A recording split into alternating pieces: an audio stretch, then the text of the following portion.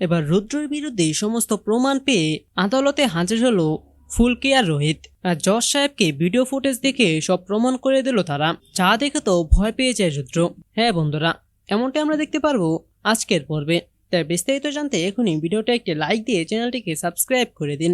গল্পের শুরুতে আমরা দেখব ফুলকি আর রোহিত আশিস রায়ের কাছে গিয়ে আশিস রায়কে অনেক অনুরোধ করে বলতে থাকে সেদিনের ঘটনার জন্য এখনো নিজেকেই দায়ী করে যাচ্ছে রোহিত। তখনই আশিস বাবু বলে, হ্যাঁ সবটাই বুঝলাম, কিন্তু আমি তো আমার সেই পুরনো ফাইলগুলোকে ডিলিট করতে দিয়ে এসেছি, জানি না এতক্ষণে কতখানি ডিলিট হয়ে গেছে। আর তখন এই কথা শুনে তো চমকে ওঠে ফুলকি আর রোহিত। রোহিত তখন বলে, আপনার বাড়িতে তো কেউ আছে, আপনার বাবা মা কেউ তো আছে, ওনাদেরকে একটু বলুন স্টপ করতে, এই ফাইলটা আমাদের না খুব দরকার। আর তখন আশিস বাবু বলে, ঠিক আছে আমি ফোন করে দেখছি। এরপর আশিস ফোন করে তার বাবাকে বলে যেন সেখানে লাইনটাকে অফ করে দেয় আর যেন কোনো ফাইল ডিলিট না হয়। আর তখন আশিসজির কথা মতো আশিসজির বাবাও সেখানে লাইনটাকে অফ করে দিয়েছে।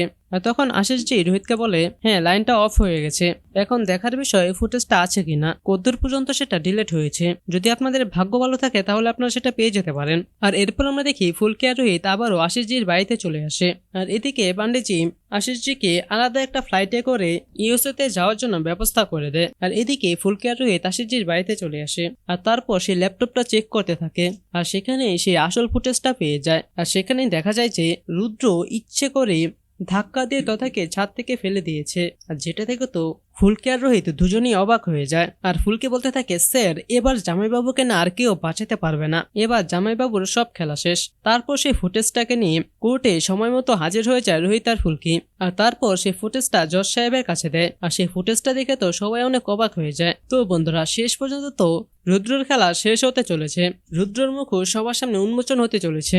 অবশেষে এতদিনের অপরাধের শাস্তি পেতে চলেছে রুদ্র। তো বন্ধুরা, কেমন লাগলো আপনাদের এই পর্বটি? যদি ভালো লেগে থাকে তাহলে এখনই চ্যানেলটিকে সাবস্ক্রাইব করে দিন এবং ভিডিওটা একটি লাইক দিয়ে দিন। এবং পরবর্তী আপডেট সবার আগে পেতে চাইলে এখনই এই চ্যানেলটিকে সাবস্ক্রাইব করে বেল বাটনটি টিপে দিন। ধন্যবাদ সবাইকে।